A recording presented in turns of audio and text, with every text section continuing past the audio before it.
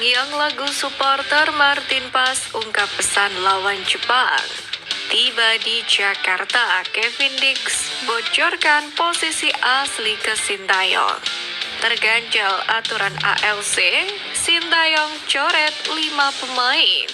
Tiba di Australia, Arab Saudi ketiban petaka jelang lawan timnas Indonesia.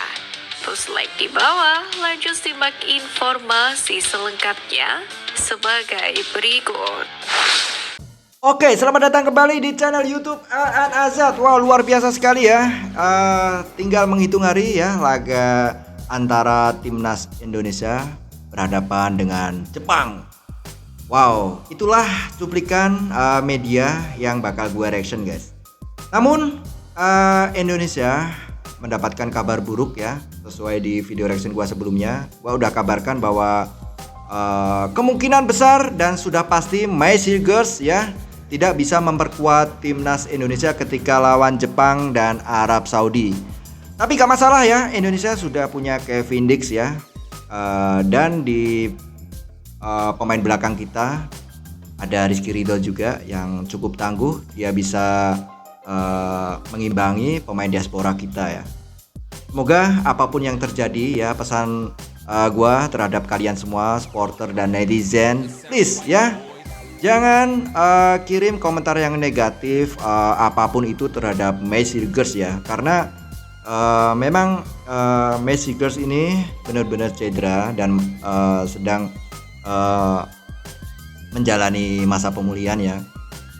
Jangan sampai permainan dia dipaksakan ketika melawan Jepang dan Arab Saudi, namun efeknya bakal panjang guys ya. Ini adalah aset timnas kita. Kita doakan aja supaya Messi Girls cepat pulih kembali dan di laga-laga selanjutnya bisa membela timnas Indonesia. Oke, langsung aja kita lanjutkan mendengar, dan kalian semua bisa ikutan reaction. Caranya gimana kak? Ya, caranya cukup mudah. Kalian bisa ikutan reaction dengan cara ikutan beropini melalui komentar yang positif di kolom komentar di bawah ini guys. Oke ya, kita lanjutkan saja. Kita spill media yang bersumber dari channel YouTube Garuda Space.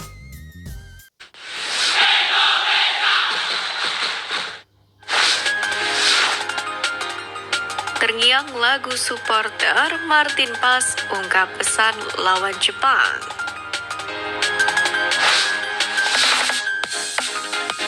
Kiper timnas Indonesia Martin Paes ini mengaku akan fokus untuk menatap 2 pertandingan kandang yang penting bagi tim Garuda di kualifikasi Piala Dunia 2026 ini. Pemain LC Dallas ini menilai 2 pertandingan besar tersebut akan menjadi pekan yang penting buat timnas Indonesia. Minggu yang penting dengan 2 pertandingan besar di GBK. Saatnya untuk bersenang-senang. Demikianlah kata Martin Paes. Martin Paes sendiri berhasil menjadi andalan merah putih di posisi penjaga gawang. Refleksnya yang cemerlang diharapkan bisa membawa hasil positif bagi Indonesia di 2 laga kandang kali ini. Sementara itu di sela-sela penantiannya untuk berjuang bersama timnas Indonesia, ternyata Martin Paes mengakui memiliki lagu supporter timnas Indonesia yang menjadi favorit. Dari unggahan yang dibagikan akun TikTok @score.id, penjaga gawang yang baru saja mendapatkan penghargaan Save of the Year di Major League Soccer atau MLS 2024 ini membocorkan lagu supporter timnas Indonesia favoritnya. My favorite supporter song is Sha-la-la-la-la-la, oh Garuda. Paes sendiri ternyata memiliki alasan khusus di balik lagu supporter favoritnya itu. Menurutnya lagu ini mengingatkannya pada momen timnas Indonesia kala melawan Australia, yakni dalam kualifikasi Piala Dunia 2026 pada September lalu. Oleh karena itulah lagu supporter timnas Indonesia di GBK usai pertandingan melawan Australia ini membuat kiper kelahiran 14 Mei 1998 itu merasakan terkesan. Wow, mantap Martin Paes. Jakarta, Kevin Dix bocorkan posisi asli ke Sintayong.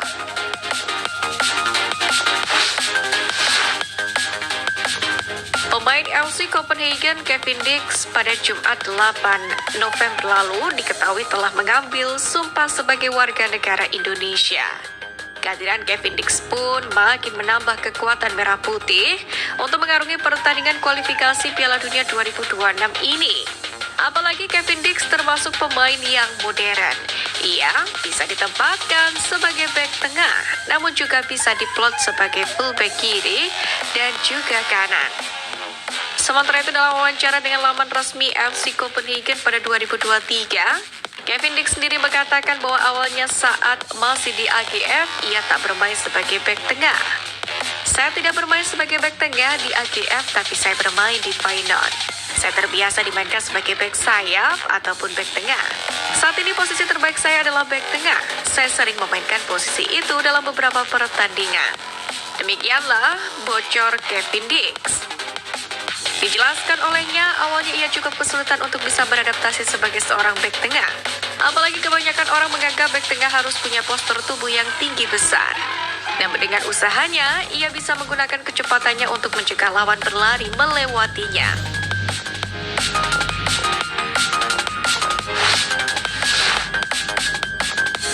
Terganjal aturan AFC, Sintayong coret 5 pemain.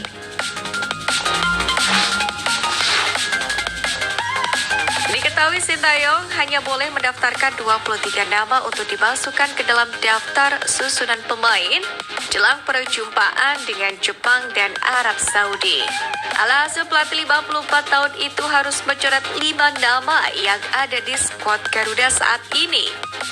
Dalam hal ini, nama-nama yang berpotensi dicoret Sintayong adalah Muhammad Ferrari, Yance Sayuri, Haki Caraka, dan Egy Maulana Fikri.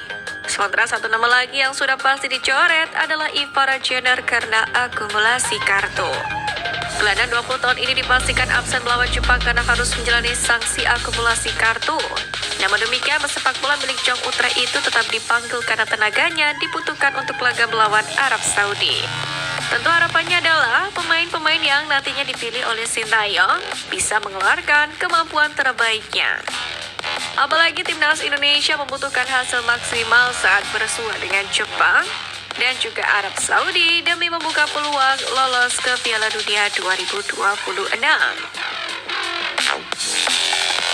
Wah, sayang sekali Ivara Jenner dicoret ya, karena akumulasi kartu. Tiba di Australia, Arab Saudi ketiban petaka jelang lawan timnas Indonesia.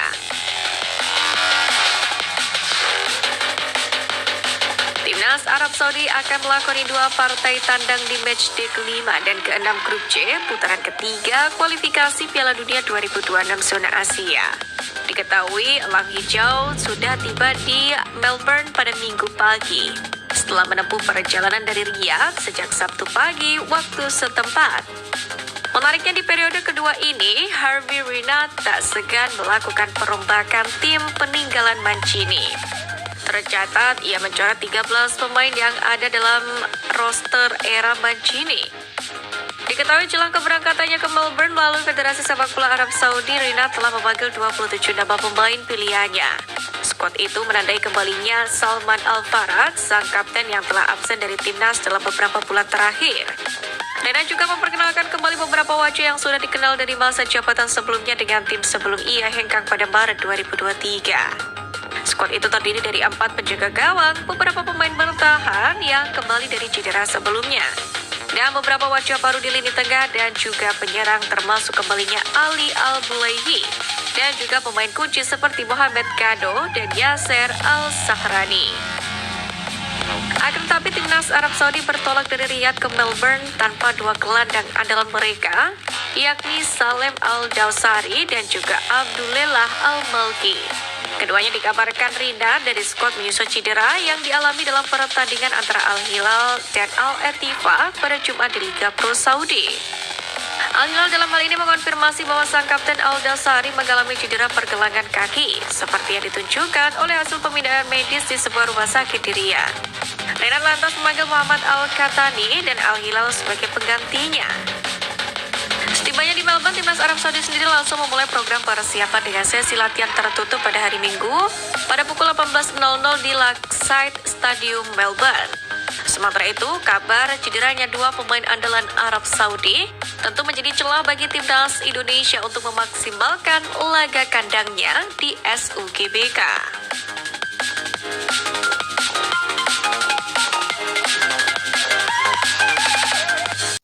Itulah guys ya, sebuah kabar berita dari channel YouTube Garuda Space yang udah gua reaction buat kalian semua ya.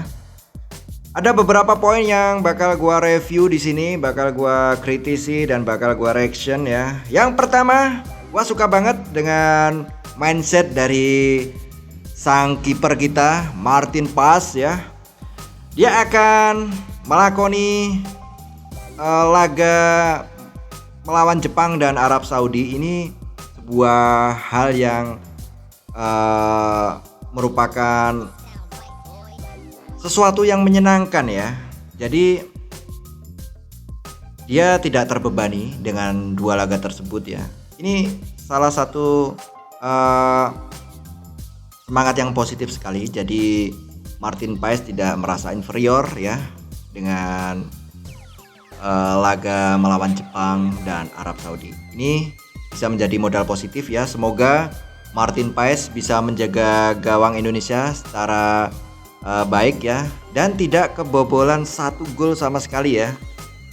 Karena modal terpilihnya Martin Paes sebagai Save of the Year ya, salah satu kiper terbaik di MLS itu juga menjadi modal yang cukup baik ya untuk melakoni laga kandang ketika melawan timnas Jepang dan Arab Saudi. Dan poin yang kedua ya, Kevin Dix ya sudah bisa dipastikan, semoga ketika lawan Jepang sudah bisa diturunkan oleh Coach Sintayong ya. Jadi yang gua suka dari timnas Indonesia saat ini ya. Jadi di sini tidak ada pemain yang dirasa cukup spesial ya. Contohnya Messi Girls tidak bisa memperkuat timnas Indonesia. Indonesia juga tidak terlalu kehilangan ya. Masih ada Kevin Dix, masih ada J.I.Z, masih ada Jordi Amat, ada Justin Hubner, ada Rizky Ridho di posisi back ya. Inilah yang luar biasa dari timnas Indonesia ya. Beda dengan timnas Indonesia zaman dulu.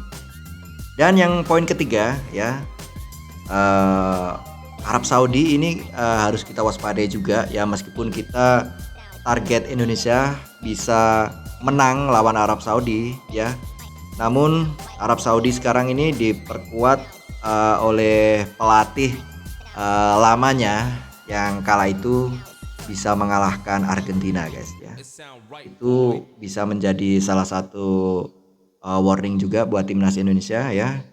Semoga tidak gentar ketika melawan King Asia ya, Jepang dan Arab Saudi ya. Karena sekarang ini ya King Asia ini masih dipegang oleh Jepang dan Arab Saudi ya. Namun timnas sekarang ini ya tidak takut siapapun lawannya, termasuk Jepang guys ya. Oke ya, itulah guys ya salah satu kabar berita yang udah gue reaction buat kalian semua. Dan buat kalian semua yang mungkin baru menemukan channel gue lewat video reaction ini, please dukung channel gue dengan cara apa? Dengan cara tekan tombol subscribe, like, dan share. Dan jangan lupa juga tekan tombol loncengnya supaya kalian semua tidak ketinggalan update terkini terhadap timnas Indonesia yang bakal gua reaction guys. Oke, sampai ketemu di video reaction gua selanjutnya. Salam sepak bola.